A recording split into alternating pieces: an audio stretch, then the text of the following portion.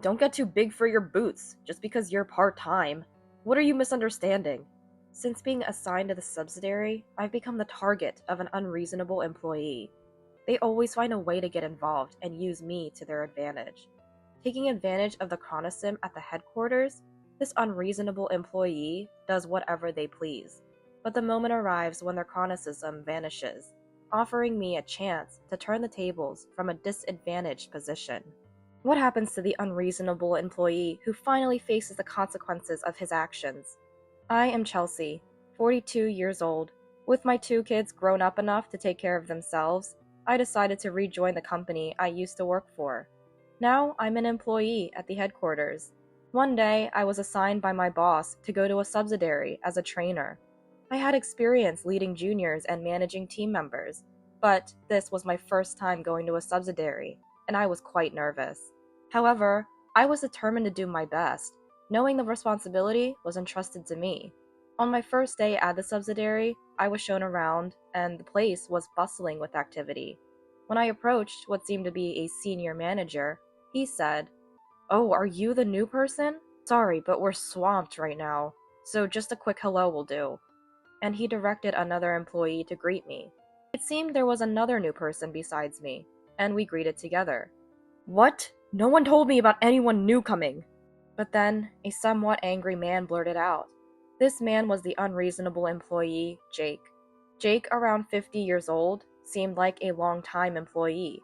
He was self-centered, doing whatever he pleased without regard for others, and short-tempered, making him unpopular. His disheveled hair, crooked tie, and worn-out suit and shoes made me wonder how he managed in sales. "Nice to meet you. I'm Chelsea." I reintroduced myself, and everyone but Jake responded. Jake was in sales, often away from the office, which probably explained why he hadn't heard about me. His lack of knowledge might also be due to his disconnection from part-time administrative staff and trainers. "Oh, another half-baked hire? Women like you always have to prove your worth at home or work. Well, good luck," Jake rudely remarked. Despite the challenging vibe from Jake, I strove to be useful at the subsidiary, working hard every day. When I ran into Jake near the office one day, "You're the new one, right? Can you lend me some change?" he asked.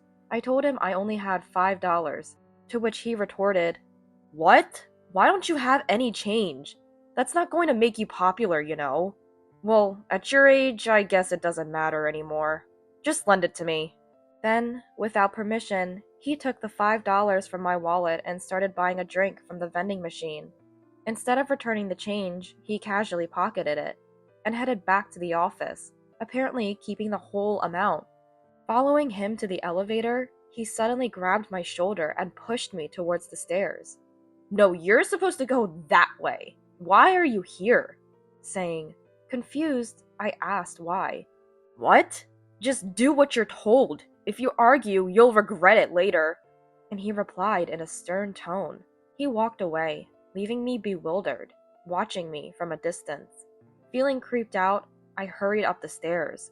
When I inquired about Jake with other employees, they all seemed uncomfortable. "Oh, Jake? It's better not to get involved with him." It seems others have also been subjected to similar treatment by Jake, enduring harassment for the first year after joining the company. The company itself has taken issue with Jake's behavior, warning him several times. Things are reportedly better now, but I wonder how bad it must have been in the past. Even now, Jake's words and actions often push me to the brink of despair. Why doesn't he stop, even after being cautioned by the company? Apparently, Jake sees his behavior as some sort of initiation rite for joining the company. It baffles me why someone like him is still employed here. As I inquired further, I learned that Jake is acquainted with a board member at the headquarters. In front of the subsidiary's president, Jake acts like a good guy, and any complaints about him are dismissed, seemingly due to chronicism, as other employees have resignedly noted. One day, as I was leaving the office, I bumped into Jake in the parking lot. "Long day, huh?" I said, trying to pass by. Hey, hold on a sec. "What, that's it?" he blurted out, confusing me. "What do you mean, that's it?" As I replied, "No, crossing paths with employees returning home tired. Isn't there something like food or drinks prepared?" For a woman, you're not very thoughtful." He said this with a serious face. "Wait, you're married? You have kids? Well, at your age, you must have kids, right? Supported by your husband. You're just working halfway, aren't you?" I was becoming increasingly irritated by Jake's unreasonable words. At this age, it's expected to be married. At this age, it's expected to have children. Women working part-time, supported by men? Part-time jobs are also respectable work. What do they think of women managing household chores, childcare, and work? I shouldn't have to be looked down upon by someone with such views. In my mind, reason and instinct were at war. Yet, not wanting to make a scene, "Would you like some coffee?" I asked with a smile. "I can't drink black coffee. The vending machine only has black coffee. Can you believe it? Last time, I had to buy water, but I really prefer sweet drinks." Jake started. "Oh right, you should start picking these up from the convenience store for me from tomorrow," he said, and I was about to object that it wasn't my job. But Jake hurried off to work, saying he was busy. The next day, Jake seemed busy and left the company before the morning assembly. As an outside salesperson, Jake was rarely in the office. When he returned, it was usually after I had left for the day, so I was relieved to have less interaction with him. On a rare day Jake was in the office, I pointed out something that had been bothering me. His unkempt appearance. Whether he was unaware or simply didn't care, either way, it was unacceptable for a salesperson. "Excuse me, that's coming undone," I mentioned subtly. "What? Wearing something worn is a badge of how hard I work. It's intentional. Looks like I'm busy, right?" He was so mistaken. Personal freedom aside, salespeople should maintain a neat appearance for better work impression. Just a personal opinion, I suggested, and Jake retorted, "Impudent old woman! This is why I hate women. My wife's always busy with part-time work and household stuff, saying she's busier than me who's working full-time." He shouted angrily. His words took me aback, not just for the rudeness, but also because Jake was actually older than me. Following that incident, Jake became even harsher towards me. Then, one day, during a morning assembly, an incident occurred. "Does anyone have any announcements?" asked the boss to everyone. I raised my hand and said I had a matter to discuss. "Having worked here for a month, I've noticed several inefficiencies in employee training." As I started, Jake from behind exclaimed, "What?" As I turned around, he slapped me across the face with a loud smack. "Don't you dare act high and mighty as a part-timer! Ugh, what are you thinking?" Jake shouted, spitting with excitement. I was stunned, as were the other employees. Hey, what are you doing?" shouted the boss, approaching Jake. "Are you out of your mind?" He confronted Jake. "It's this old woman's fault. She's just a new part-timer and starts complaining about inefficiencies. Don't joke with me." Who replied? Jake continued to rant, seemingly oblivious to the others trying to calm him down. "You've wasted my time. I'm busy. If I don't close a contract today, it's on you. You better take responsibility." With those words, he grabbed his suit jacket and stormed out of the company.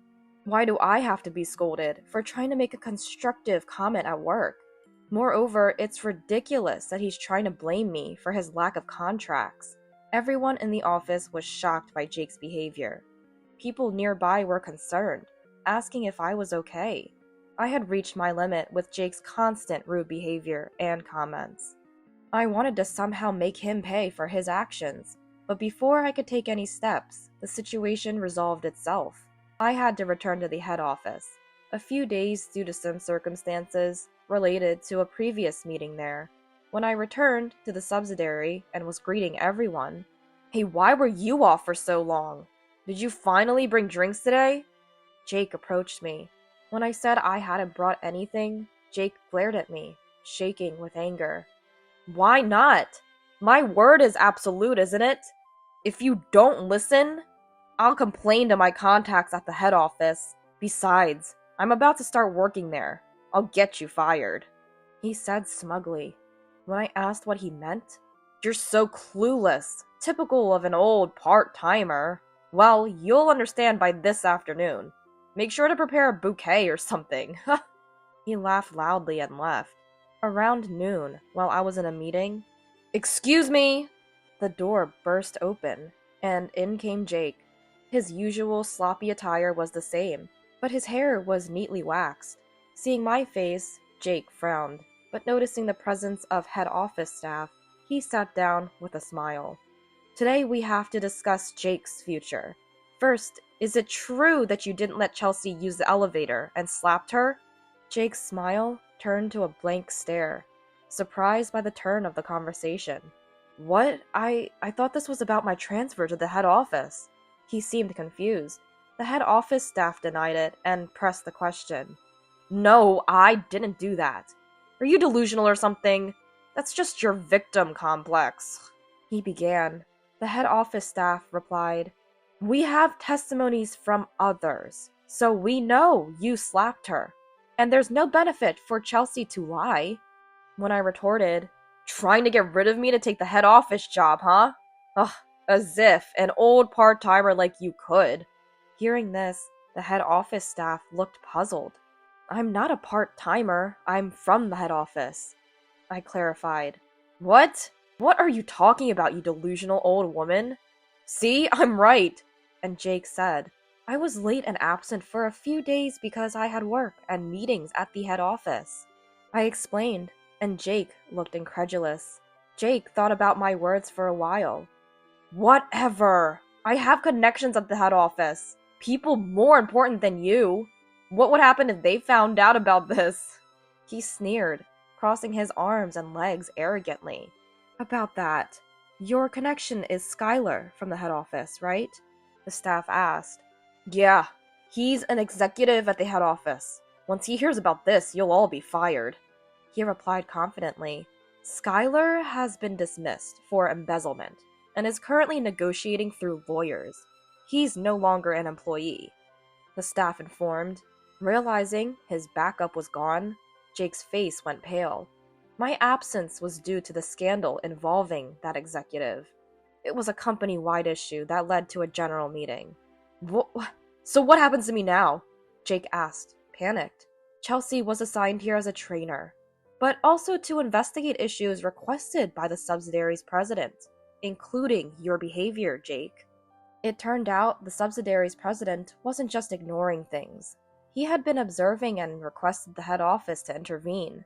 Jake fell silent, looking down. His history of harassing other employees, continuing his behavior despite repeated warnings, even his unkempt appearance, had been noted by supervisors. "Your sales performance isn't great either. We prioritized enthusiasm over results as you're always out early. But we checked the company car you use and found frequent visits to casinos." When this was mentioned, Jake looked up and retorted, "Shut up! You all didn't say anything before because you knew I had a connection at the head office, right? It was an unspoken agreement, so the past doesn't count." He started to argue. "No, that's not correct. There have been 2 warnings in the past, and this is the 3rd, which means termination. It's in the employment rules. This is your 3rd formal warning, but there have been many informal ones. Even without Skylar's embezzlement case, you would have been terminated this time." Jake was speechless. "Fine, I apologize for everything. Isn't that enough? I did it all for the good of everyone's training. It's all a misunderstanding. We're all in the same boat." Jake still showed no remorse. "You are the one who misunderstood." I would like to say that, but it just doesn't work that way. "Even if you thought it was for the best, the outcome was different. Everyone has been telling you that, and you're not in a position to educate others. First, fix your appearance before telling others what to do." After I said that, Jake had nothing more to say. Eventually, due to his incompetence and lack of cooperation, Jake was terminated, with his last day set for a month later. Every day, he just sat in front of the computer, doing nothing, since he had no work to pass on after spending his days at the casino. It must have been his greatest humiliation. During that time, we saw each other daily. When asked if there was anything he could do, "Maybe you could make coffee for everyone," I suggested. "Can you drink coffee?" And Jake asked. I can't actually. I can't have anything but tea. But unlike someone, I don't ask others to get it for me. I bring my own, I replied with a smile. A month later, as Jake was leaving after his farewell, Hey Jake! I called out and he turned, probably expecting a bouquet. Looking back with a smile, No, I don't think flowers suit me, he started to say. Please return the $5 you borrowed. I cut him off. He was surprised but quickly took out $5 and handed it to me. If you don't even do household chores or childcare, what's the point of being married? And now your wife might leave you since you've lost your job. I hope you find your worth. Good luck not getting dumped, I said with a smile, and Jake left the company, trembling. A month later, I heard from a colleague that Jake was seen at a job center, desperately looking for work. Apparently, finding a good job was difficult due to his termination reason. There were rumors that his wife left him, but the truth about someone no longer at the company was hard to verify. After fulfilling my training role for a few months, I returned to the head office. My time at the subsidiary was comfortable and friendly, and it was sad to leave them. But I looked forward to my original role at the head office. Back at the head office, I applied my experience from the subsidiary and reflected that, in a way, the Jake incident was a good learning experience. I can only hope Jake learned something from it too.